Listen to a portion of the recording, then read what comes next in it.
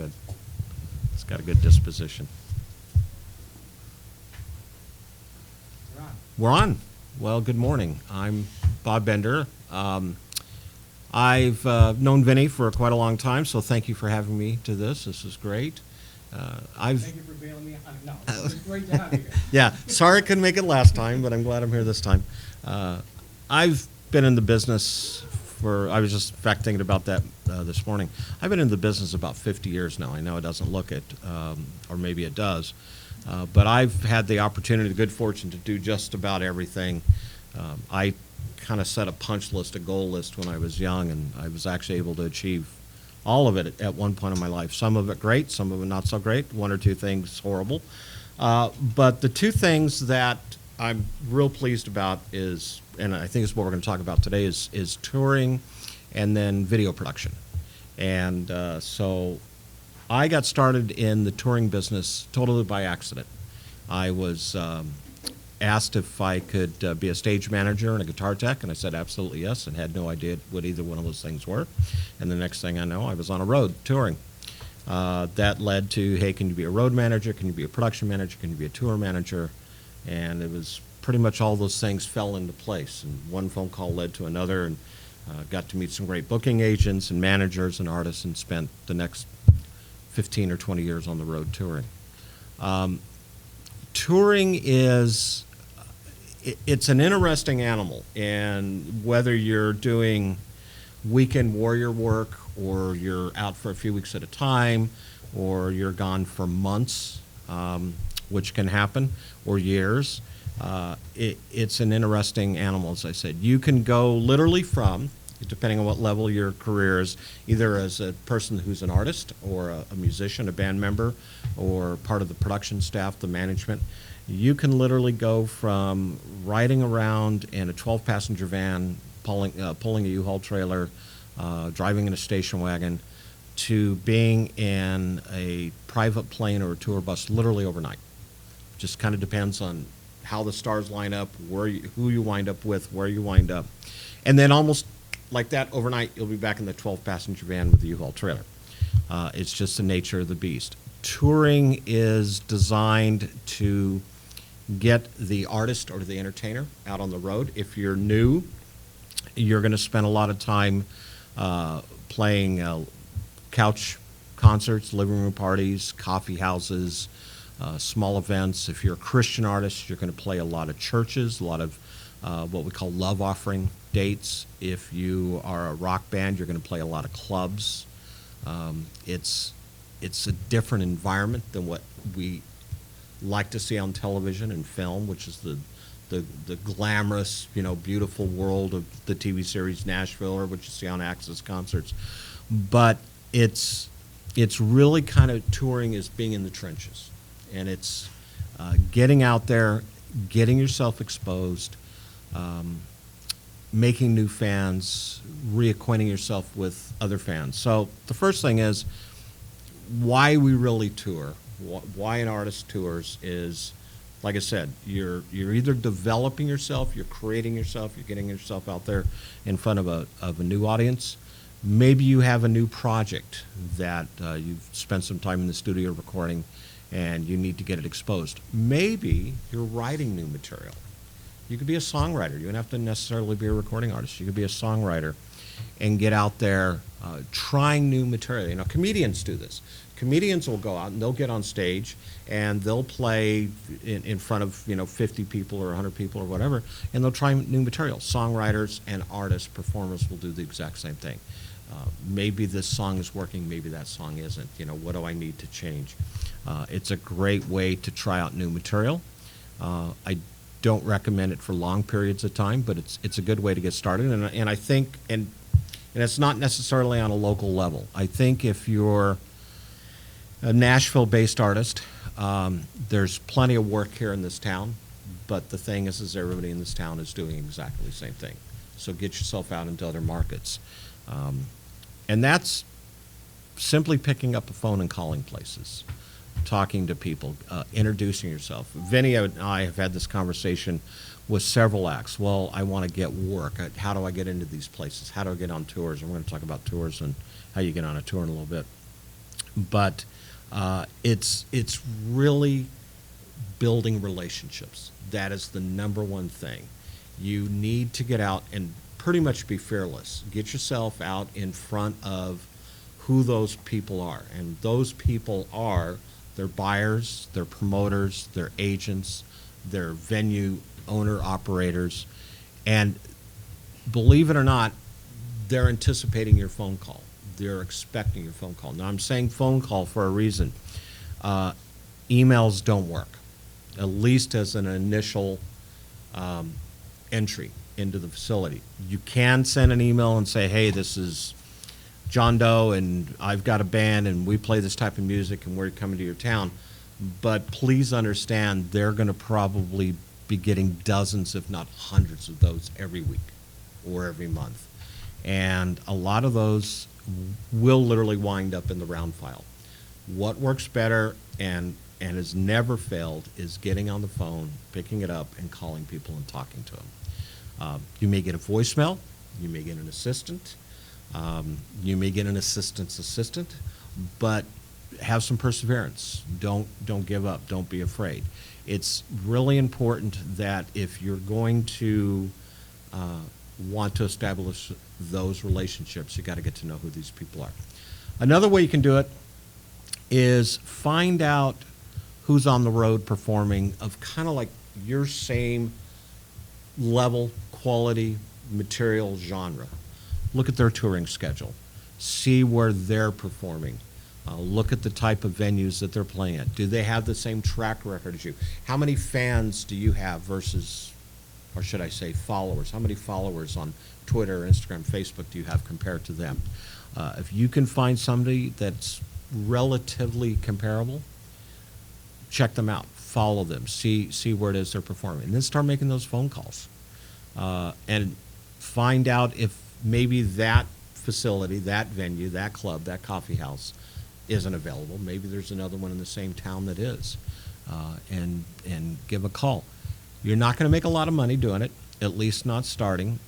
In fact, sometimes you're probably going to get your expenses covered and not much more than that. But as I said earlier, it's a building process. It's a relationship process. It's getting you in front of those people and getting you in front of new fans. I met a guy last week at the NAMM conference who's now doing open mic nights, and he's doing them in 85 markets around the world. And I think that is a perfect example of what you need to do. You need to get out there in different markets, get yourself in front of people. So it's making those phone calls. Once you've made the phone calls, once you've established who the correct contact person is, and that's another key component, then you can follow it up with emails, and you start kind of developing that database and that contact information. And when I say finding out who the right person is, some months ago, Vinny and I were working with an artist who we were trying to get into a performance at Marathon Motorworks. He was wanting to open up for a band that was coming through town. And I had a contact. Hadn't used the contact in a while. Found out that person was no longer there. So I was able to find someone else who I knew who used to work there, and he was able to get me another contact.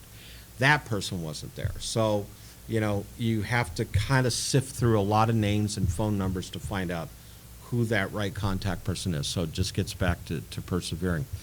Once you get yourself into that situation and you're having those phone calls, then you have to figure out what your worth is. You know, how much can you ask for? If you are an artist performing with a band, it's a lot more expensive than being a single artist. If you are a singer-songwriter, you're much better off than traveling with an entourage of people, because just the overhead of traveling, it just gets cost prohibitive.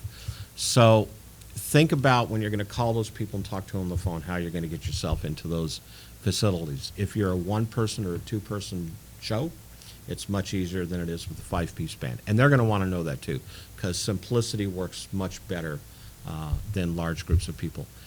Getting out on the road and then staying out on the road, are a couple different things. A question I get asked a lot is, well, I need a booking agent. Well, a booking agent is a great thing to have once you're established and maybe you have a record deal or you have 100,000 followers and you're playing 40, 50, 60, 70, 90, 100 dates a year. But until you get to that point and you're making good money, a booking agent's not going to book you. So you got to book yourself. And the reason I say that is a booking agent gets, was it 10% still, 15%? So, keep in mind that the booking agent, if you're getting $150, $250 a night, 15%, it's just not worth their time. So what a booking agent does is what I just talked about. It's dialing. They're on the phone all day. So that's your job as the artist to at least get yourself established. So be your own booking agent, be your own manager, be your own publicist. When you call that person, they're going to want to know certain things about you. What kind of music do you have? How can I listen to it? Where can I see what you're doing? All that information. Don't go, well, gee, I'll get back to you with it because you don't have it. It's not prepared. Hit the button, send it to them. Hey, I just sent it to you. It's in your email right now. Or give me your email and I'll send it to you. It's real important. So that's kind of the beginning steps of touring.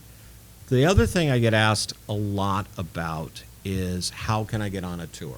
And I get asked this a lot. I think Vinny gets asked this a lot. If you are an established act that has a record deal, that has a good booking agent and a good manager, getting on that tour is going to be a lot easier than as an independent artist. With that being said, if you still are all of those things that I said, you're probably most likely not going to get a very good slot on a tour, or you're going to get a slot that what we call is a pay-to-play. In other words, the record label's paying for your tour support, or something's being arranged to where, okay, you can be on the tour, but you got to cover the cost of the bus, or you've got to cover some expenses. And in turn, you're probably not making any money. With some luck, you're maybe able to sell your merchandise, but unless, once again, you're an established artist and people know who you are, you're not going to sell much merchandise, especially if you're on a show with, say, Jason Aldean or the Jonas Brothers or whoever it is. Merchandise dollars that are in those people's pockets are going to go to buy that merchandise. They're not going to go to buy yours. One of the ways that you can help to circumvent that, though, in touring is you be the artist that's in the merchandise booth after the show. When you're done performing, don't go to the comfort of your motel room. Don't go to the comfort of your 12-passenger van or sitting on the tour bus that you're sharing with someone else. Get in the merchandise booth. You may be the merchandise person. You don't know. But be in that merchandise booth. Be prepared to meet and greet and shake hands. Don't be afraid to shake hands and kiss babies and hug people and do whatever you got to do. If you're a germaphobe, it's not going to be a good place for you because you've really got to get into the trenches. I toured with an artist at one time, and my sole reason to be on the road with that artist as a label rep was to make sure that that particular artist did their meet and greets because they didn't want to. They just didn't want to take the time to get out and meet the fans. And this is a multi-platinum artist. It's very important that whatever point your career is, whether it's in the very beginning or you're that superstar, meet your fans because your fans are the ones that remember you. There's a lot of competition out there. There's a lot of other artists out there.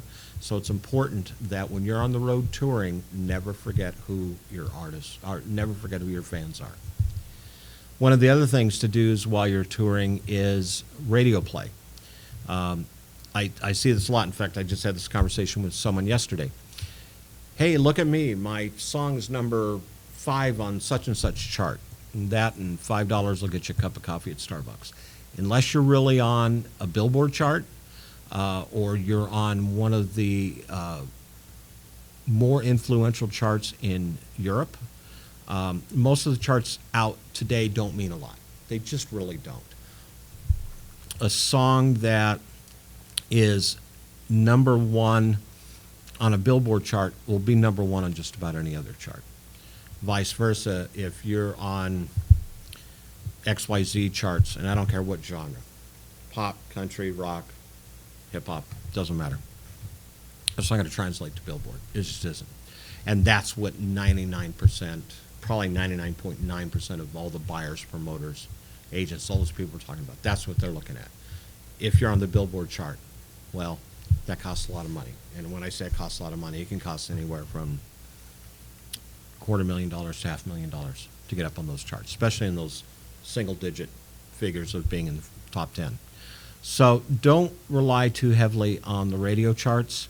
But if you're out on the road and touring and you're playing nothing but coffee houses, or you're playing church services or community halls, find out who the radio stations are in your market, because radio still has some influence. Not as great as it used to, because we're doing a lot of streaming these days. A lot of platforms like Spotify and Pandora are really taking over iTunes Radio. They're kind of taking over that whole terrestrial world. Not completely yet, but it's getting there. But don't be afraid to call the local radio stations. Say, hey, I'm going to be in town on such and such date. I'm playing at such and such venue. And can I come up by your station? Can I do your morning drive show for you? Can I do your afternoon drive? Once again, here's my Facebook page. Here's my Twitter. Here's my Instagram. Here's my music. I'd like to come on by. The smaller the stations, the more chance you have getting on there. And that's important, because once again, you're reaching an audience that you may not be reaching otherwise. Another thing is talk to whoever the promoter is, or the club owner, or that venue operator, and find out who they do business with. Because if they're advertising anything, whether it's happy hour or lunch specials or upcoming dates, find out what radio stations they're doing commercials through. Have them help you get in contact with those particular people. You want to talk to the music director, you want to talk to the program director, you want to talk to the promotions coordinator. Any of those people you can get. It'll be a little tough to get to the program director and the music director, at least initially, but the promotions person, they're always looking for something interesting and exciting. Don't be afraid to do a brown bag lunch. If you don't know what that is, that's where maybe you go to the radio station, maybe you go to the local mall, and you do a little 20-minute, 30-minute acoustic set. And the radio station might get behind it, and you just, once again, it's you and your guitar, or you and your keyboard, and you're getting in front and you're inviting them to the show. Anybody that's there, maybe a dozen people, might be 100 people, you don't know. But get yourself in front of that core group. That's how you're going to build your audience. That's exactly how you're going to build it. That and performing and merchandise world. Touring in the United States is a lot different than touring in Europe or South America or overseas in Japan. So we're not even going to really get into that today, because it's just an entirely different world. I think there's really enough here to keep everybody busy in the United States if you want to do it. Once again, it's how far you want to go. I had one artist I met some months ago who does couch concerts. That's all she does. She literally gets in her van. She's really got it set up perfect. She gets in her van. It's her. It's her and her guitar and a keyboard. She carries folding chairs in her van. She carries some bistro tables, little set up and tear down bistro tables. And she sets up these living room concerts. And she calls people and she'll say, hey, I'm going to be in Oklahoma City on such and such date. I'm going to be in Albuquerque, New Mexico. I'm going to be in Fort Collins, Colorado. I want to come and play. And what she'll do is she'll find key people who are fans that she has developed relationships and built, stayed in communication with, has met them person to person. I want to come to your house and perform.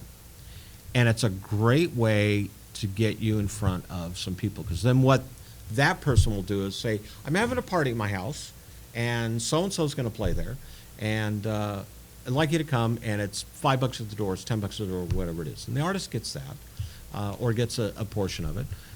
And then you sell merchandise, and you take pictures, and you play songs, and you build your fan base. You get email addresses. You get all that contact information. Maybe you have a drawing, and you give away a T-shirt or a hat or a signed picture or poster. But you're starting to accumulate that data, and that's just so important to do when you're out there. Anyway, she goes out and she does about 90 to 100 dates a year and makes a good 6-figure living doing it. Between what she makes on the shows and what she makes in merchandise and what she sells in the way of CDs, because she's still, that's still a viable thing. She can still sell a CD for $15, $20. That's a great way to get started in touring. And you can go out for as long as you want, or just go out as little as you want. Nashville's a great market. We got 3 interstates to go through here. You can be anywhere in the United States pretty much within about 36 hours. You can be in the majority of the United States within about 10 hours. So if you want to go out and do some weekend warrior work, leave on a Thursday night, go out and play Friday, Saturday, Sunday, come home Sunday night, be back in your bed. So it's a good way to get started. As I said, touring is not easy. It's a lot of hard work. It's getting out in front of a lot of people. It's not much sleep. It's a lot of travel. I've literally been in every state in the United States. I've been in every province of Canada. I've been in Mexico, Japan, and Europe several times, and I can't really tell you much about them, other than what they look like from either an airport or a tour bus or a van or whatever. But I can tell you what the venues look like. They all pretty much look the same. So, it's getting out there and meeting the people and spending time in the trenches and just getting to know them. That's kind of touring in a nutshell. Is there anything I've missed at this point? Do you ever should an artist contact a manager if they want to tour with a particular artist? Do you contact the venues to try to open up for somebody? That's a good question, and this is something you have to be very, very careful about. Perfect example is I worked with an artist some years ago, and we were on a major tour. He was the opening act. He had a single at radio that wasn't doing great, but we were on this major tour. And when I say major tour, I'm talking about superstar acts. The manager who booked this particular artist had gone to the record label and got the record label to finance this pay-to-play that we talk about. We found out later on that the manager was keeping most of the money. So whatever that number was, and I don't know for sure, I was the road manager on the tour, but he was keeping 60 to 70% of it. So in answering Vinny's question, when you reach out to a manager, especially if it's someone you don't know, just make sure that this person is reputable and has a good reputation in the business and can do what they say they can do. And a good, honest manager will tell you right off the bat, either they can help you or they can't. And the manager that comes to you and says, I just can't help you, I would continue to go back to, at least in a relationship basis, and continue to talk to them and build that relationship, than the manager who would go, sure, kid, I can get you on such and such tour, and it's only going to cost. Yeah, from those I would run from. As I said earlier, agents just aren't going to get interested until you're probably in the low to mid 4 figures. So you got to be making $2,000-3,000 a night before a good reputable agent. There's a lot of agents out there. Some are better than others, as I have found out over the years. Agents are agents. They're not your friends. They're gonna sell the promoter or the buyer the bill of goods, because that's what their job is to do, and they're gonna make their 10-15% commission, and they're gonna go to the next artist and the next date. So managers are good people to know if they're good managers. So does that answer that question? Well, yeah, that's part of it. If you want to open for an act locally, you contact the manager, you contact the venue. I think I would start by contacting the venue. The venue may most likely say it's not their decision. So it's going to go back to the management or the agent.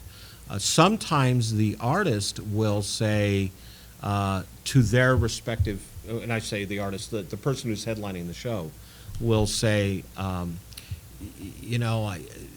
want to get someone on to open the bill that night, or it might be a travel issue. I've had that happen before where it's either there's an airline disruption or ground transportation issues, and they're just not going to be able to get to the venue early enough. They're still going to be there in time to do the show, but it may be a little later than what they had anticipated. So, and that can be a reoccurring theme on many of those levels. So at that point, the artist representatives, whether it's the manager or the agent or whoever it is, will be on the phone with the promoter. and say, find me someone who can open the show.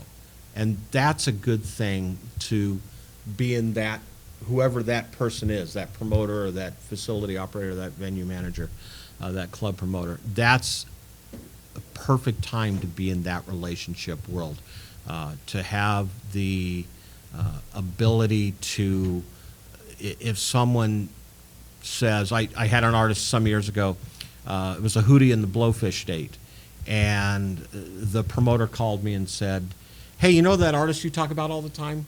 Is she available to open for Hootie and the Blowfish? Because they've now decided they want to have an opening act. This is 3 or 4 days before the show.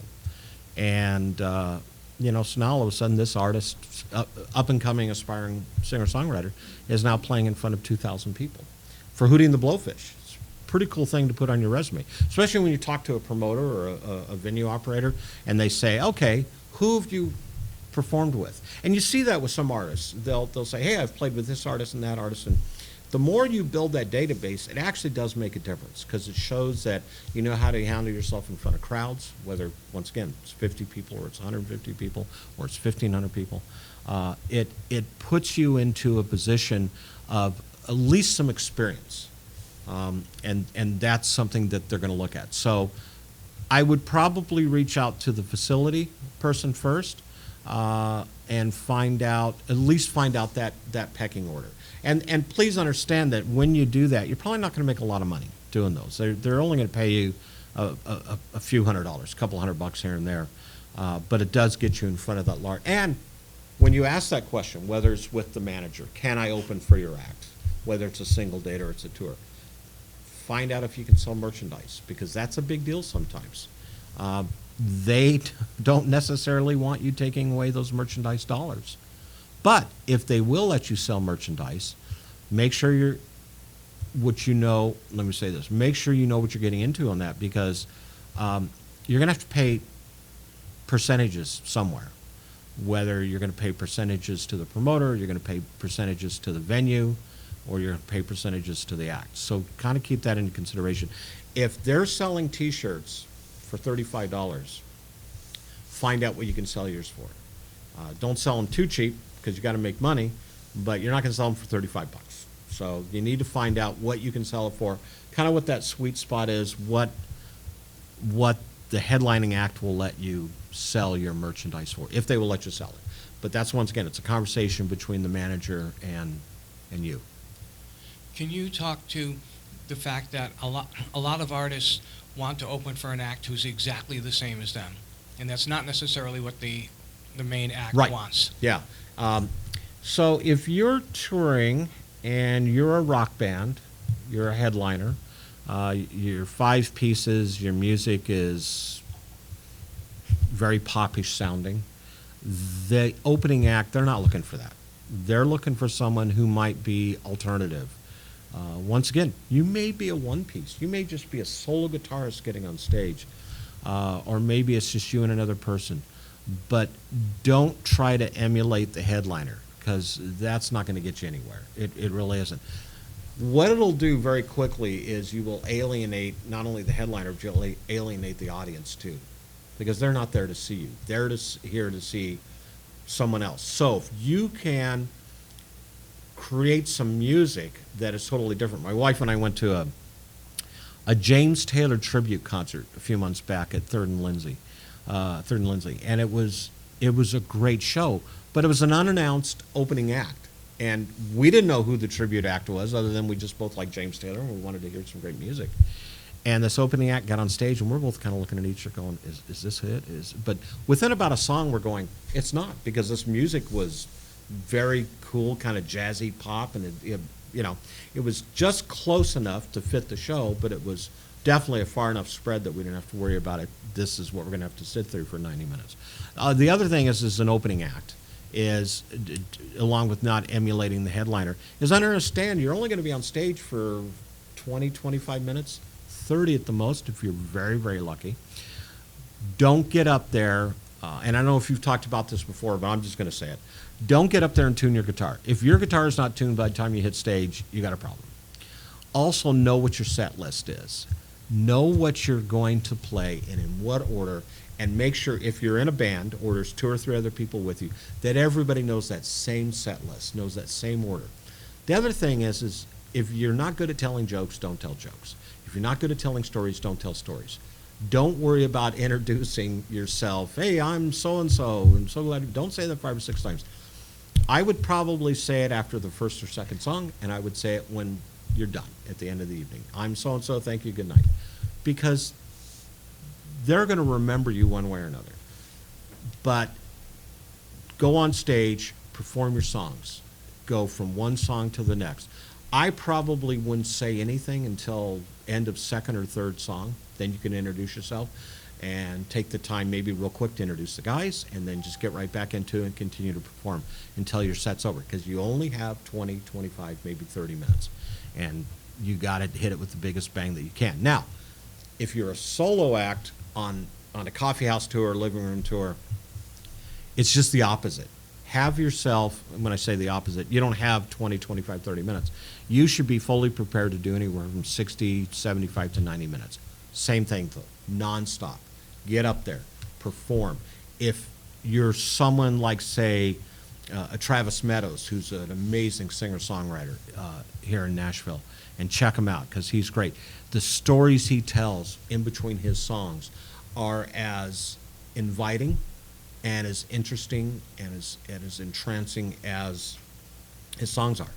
And you want to hear these stories. So if you have a compelling story to tell about the reason I wrote this song is because, and you go into it. But it's also at the same time, you get to the end of the story within a minute, and then you get into the song. But that's another great way to embrace your audience and your audience to embrace you. So, there. You never really introduced yourself as far as who you've worked with and what you've done, so that they have a context from what you've Oh, done. okay. Yeah, so like I said, I started out in the business 50 years ago. Started out playing and then being a stage manager, guitar tech, and then this thing came along of, can you be a road manager? So I've worked with everybody from Dwight Twilley, Greg Kihn, Ringo Starr's first All-Star Tour, New Kids on the Block, Edgar Winter, Rick Derringer, Gene Pitney, Tim McGraw, Jody Messina, Leanne Rimes. So I've been around the block once or twice. And you work for a label? I did. I worked for Curb Records. Started at Curb Records. That was an interesting story. After about 14 or 15 years on the road, I was pretty much a single dad, raising 2 boys, and wanted to get off the road. So be careful what you wish for. After about 8 weeks at working at Curb Records, my boss got fired, and they didn't know what to do with me. They didn't want to fire me. So after about 8 or 10 weeks of that, they one day said, hey, we figured out what you're going to be. You're going to be manager of artist development. Now, remember in the beginning of the conversation when I said, hey, you're going to be a stage manager and guitar tech? And I'm like, great. What's a stage manager and a guitar tech do? Well, the same question came out as, okay, what's a manager of artist development do? I got to go back out on the road. And I was out on the road from nonstop for 2 years, working with label acts. Then I got into the retail end of the record business. My job was to place music in 26 major national and regional retail stores. So I was working with everybody from Walmart to Tower Records, Circuit City, Best Buy, Warehouse, Licorice Pizza.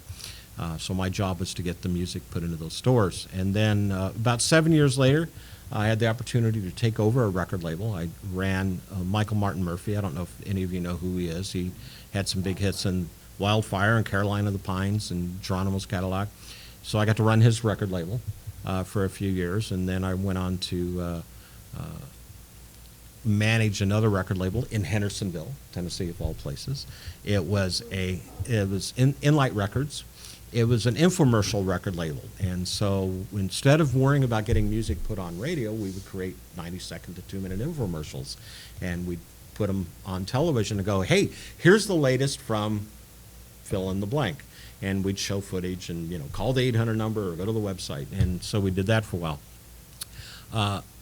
Streaming and downloads kind of got in the way of the record business, so with all things, you know, had to move on. Went on and produced about 300 tours and festivals and shows all over the world. And then took over a podcast, and I've been running a podcast now since about 2016 called The Business Side of Music. Thank you, Vinny. He got me into that, so you're to blame. But that's been a lot of fun. You can find us at businesssideofmusic.com. In fact, I've got some postcards here if you guys want to pass them around. So what we do now is when I first came in and you made the comment about the older people, that's not really the new thing. And I agree, it's not. I know, I'm giving you a bad time.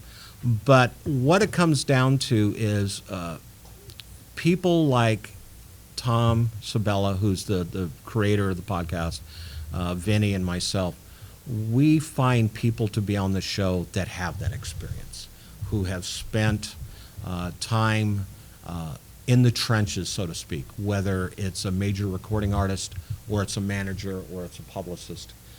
And so that's, every week we have a different conversation.